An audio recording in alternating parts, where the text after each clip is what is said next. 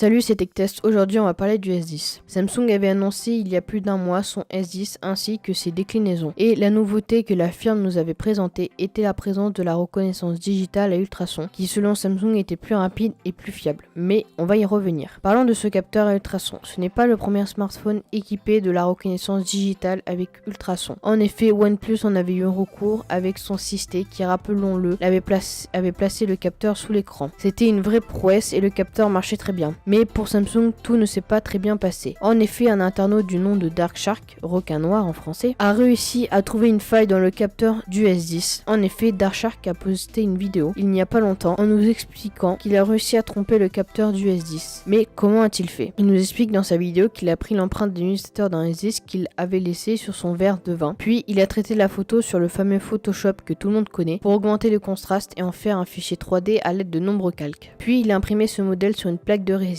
et ensuite il a posé la plaque de résine sur le capteur du S10 et le smartphone s'est déverrouillé. Et maintenant, tout le monde crie au scandale.